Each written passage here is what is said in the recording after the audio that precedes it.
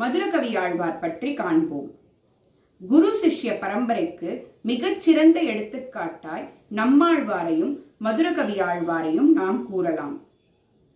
திருக்கோளூர் என்னும் திவ்ய தேசத்தில் ஓர் அந்தணர் குடும்பத்தில் நித்யசூரி குமுதன் என்பவரின் அம்சமாக சித்திரை மாதம் சித்திரை நட்சத்திரத்தில் மதுரகவியாழ்வார் பிறந்தார்.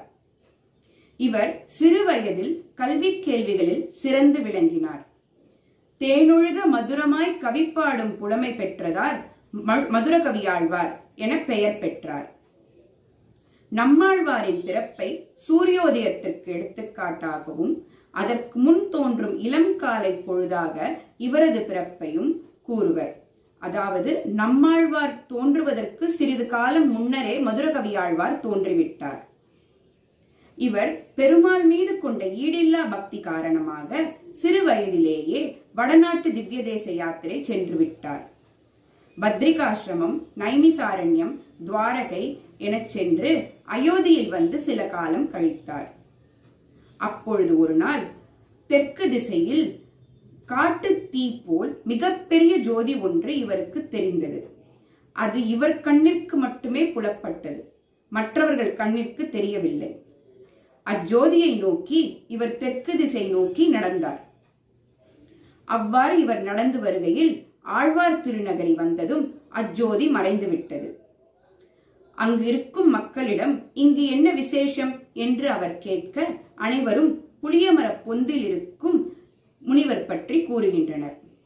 அப்பொழுது நம்மாழ்வாரின் தரிசனம் இவருக்கு கிடைத்தது.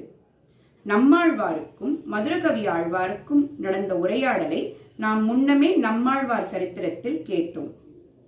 நம்மாழ்வார் இவரை சீடனாக ஏற்றுக்கொண்டதோடு இவர் நம்மாழ்வாரை தெய்வமாகவும் போற்றி நம்மாழ்வாருக்காக கோவில் ஒன்றை எழுப்பி அவர் மீது 11 பாசுரங்களை இயற்றினார்.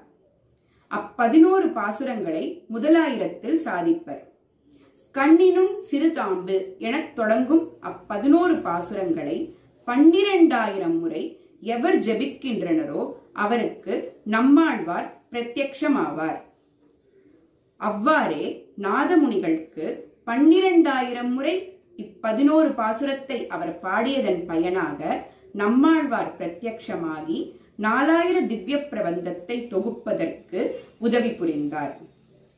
மதுரகவியாழ்வாரால் மங்களாசாசனம் செய்யப்பட்ட திவ்ய தேசங்கள் என்று ஏதும் இல்லை.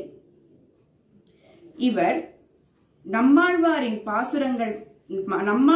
பாசுரங்களை மட்டுமே பாடி அதை பிரபலப்படுத்துவதிலேயே தனது தலையாய கடமையாக கொண்டிருந்தார்.